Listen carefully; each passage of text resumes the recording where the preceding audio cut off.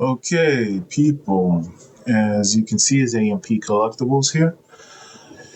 And there's a lot of news to look through, so we're gonna see a few videos from people. The first video is from Hyperplay RPG, one of my favorite channels to learn about emulation.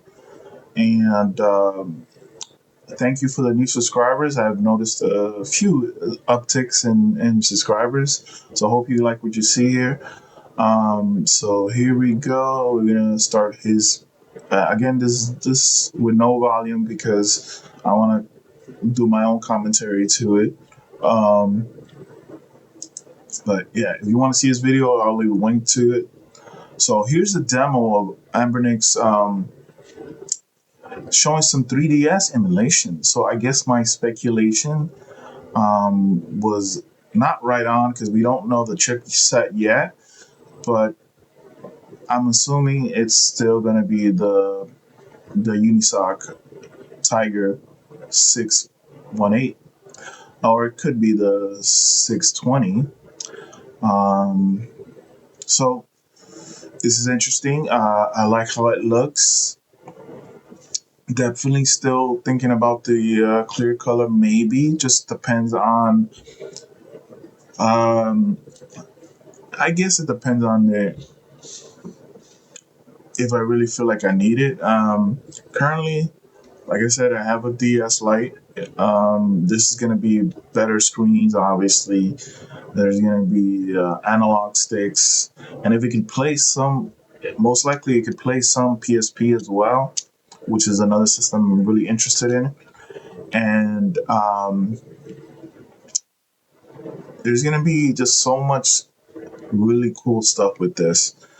The portability is basically what's attracting me to it, and of course the nostalgia from the light itself, because I had one myself, which I showed you in several videos, and yeah, I mean, this is a very affordable product at the moment.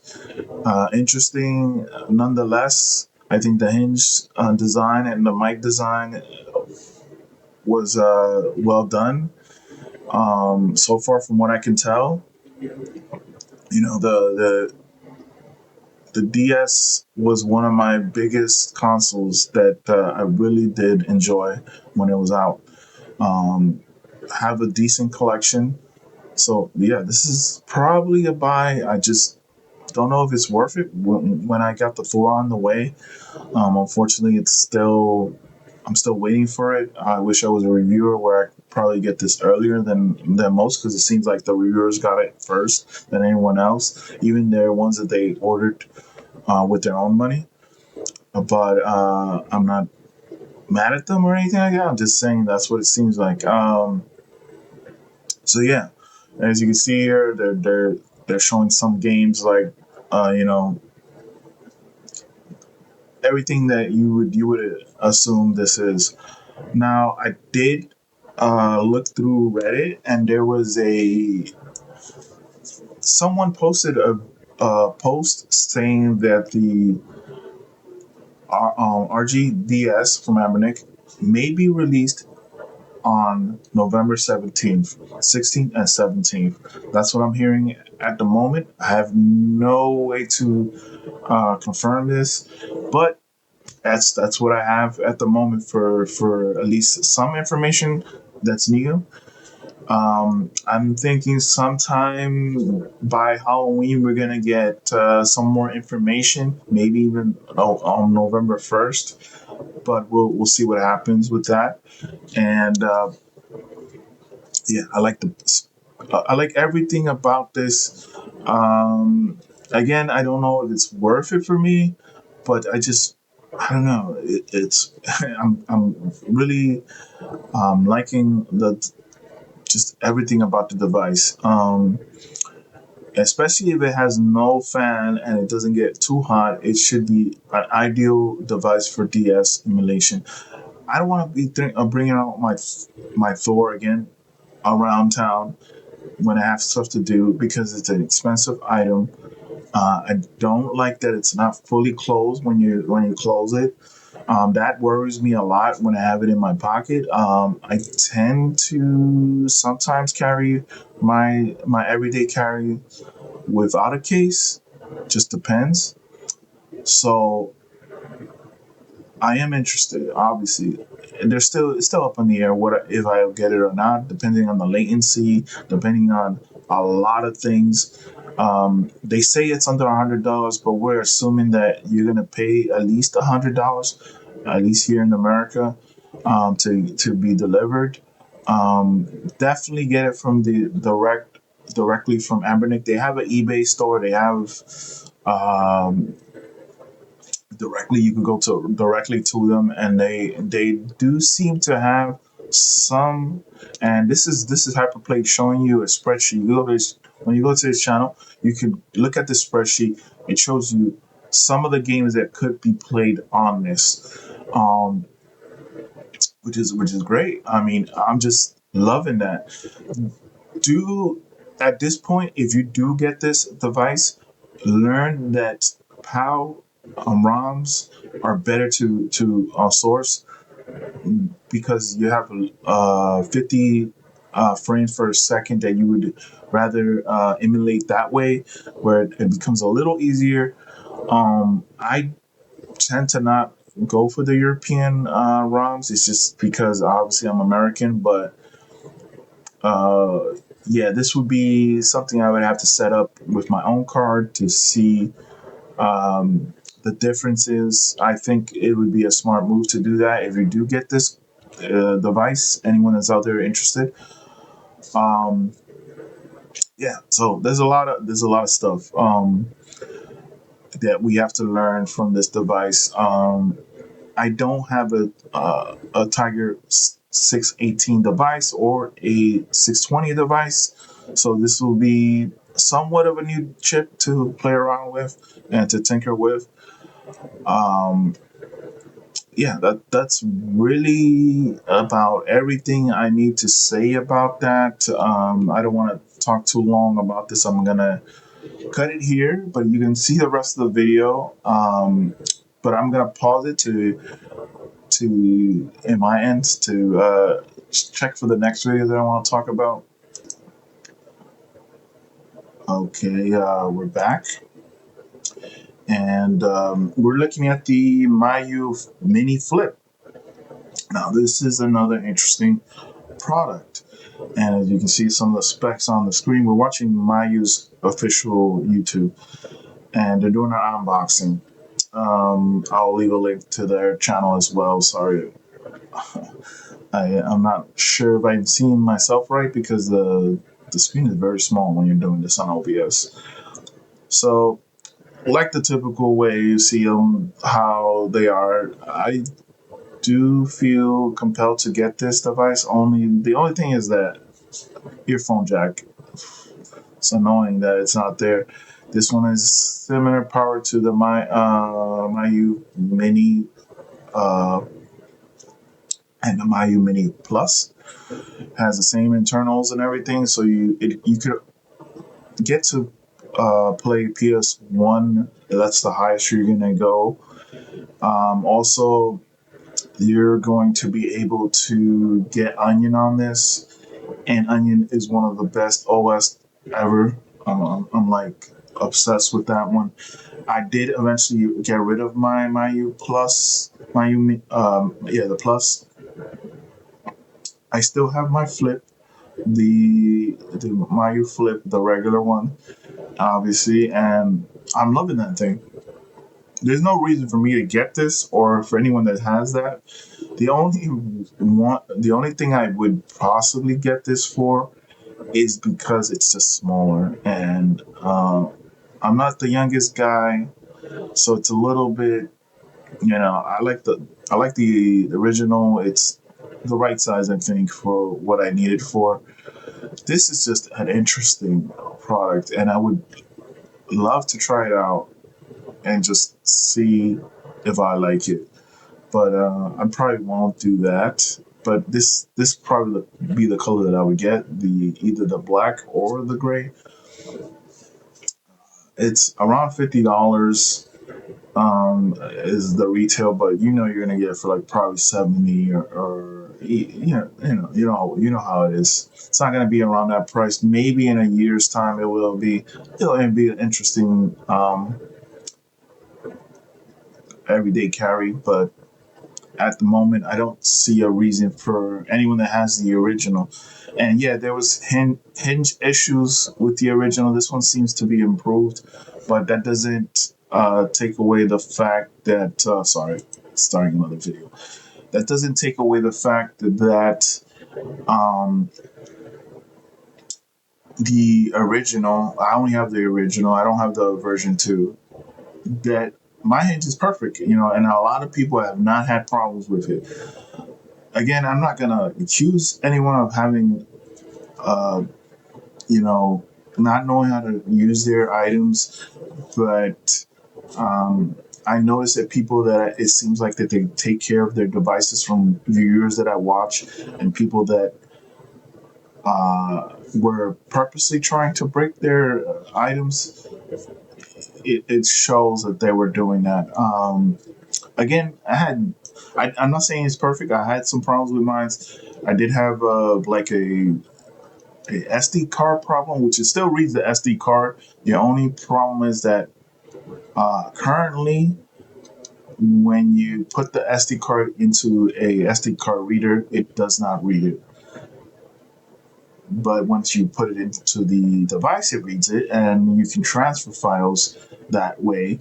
With using the OTG, so that's the only thing that's happened so far, and that's probably maybe it only happened once when I was trying to transfer files. It's a okay card. It's a branded card now that I have in there, so there should be no problems with it.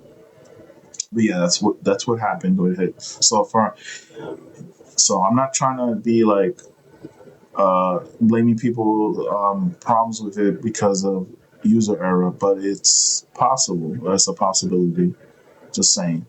So there's another couple things I want to talk about. So we'll set up everything else.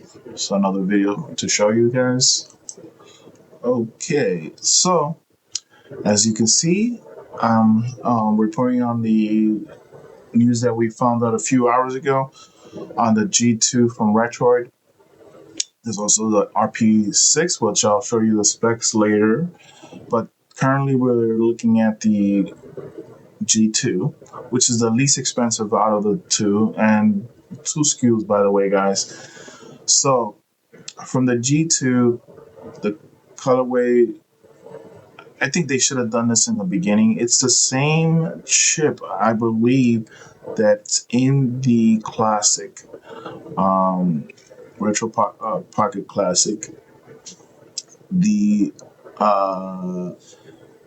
it's very similar to the uh, RP5. Obviously, I think there is a SKU with no. There's just one SKU for the G2. It's 15 Android 15. Obviously, it has display out, and yeah, this is interesting that it's I or am I mistaken? I think that's the chip that's in here, or I could be wrong. Correct me if I'm wrong. It's the same chip that was in the classic for the G2, and the G2 is the least expensive out of the two SKUs, which the RP6 is obviously the more expensive one. Um, but this is also the similar one that's on uh, the Thor. Um, I believe, if I'm not mistaken. Correct me if I'm wrong. I could be wrong. So sorry if I am. But yeah, interesting. If I had to, I wouldn't buy this because I'm going to get a Thor. And I think that the RP5, if you would get this, it would be the RP5 because there's really no reason to get this if you're getting the Thor. Um, or you could get the RP6. Obviously, if you have none of the retro's previous devices. So let's pull up the specs for the RP6. So it'll just take me a minute here. So here's the stats for the RP6. Different colorway, I think. Um, the It's funny that the RP6 is Android 13, which I noticed. There is better Wi-Fi, I believe. The battery, there's better frame hertz for the screen. The battery maybe slightly better. I can't recall what the RP5 had, but yeah, the 8 Gen 2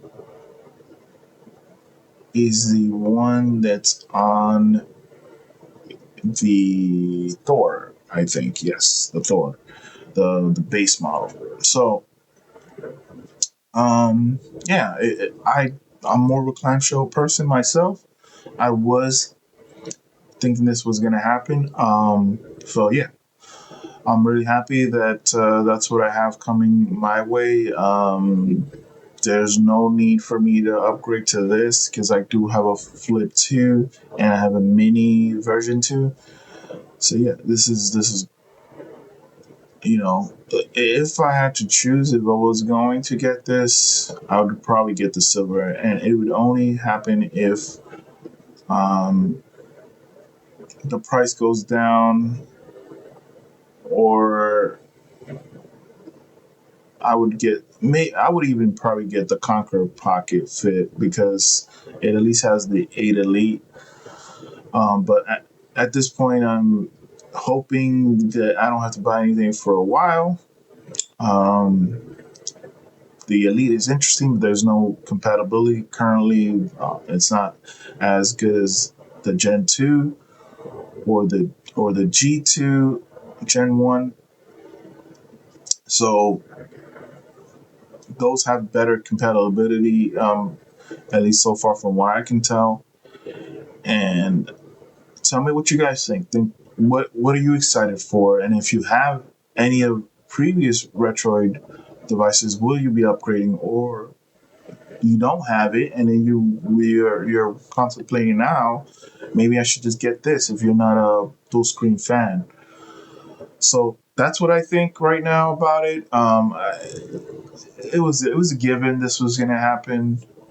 The only other news we're waiting for is obviously the Anbernic stuff right now. With what they're gonna officially announce with the SOC, and I think that's it really right now. I mean, there might be some small stuff. I believe Magic released they're gonna do pre-sale for their new device. There's a lot of sub 100 devices out there that are interesting, but so far the Anbernic has stolen the show. I went with that particular price range, in my opinion. So just let me know what your guys' outlook on what's coming up. And if you have any other information on regarding the Anbernic RGDS, let me know. And that's it right now for this video. Hope you enjoy, like and share the video. I really appreciate it. I'm trying to get to at least 400 again and beyond, obviously. So please share the video if you think anyone would be interested in this stuff. And obviously, I'll see you in the next one.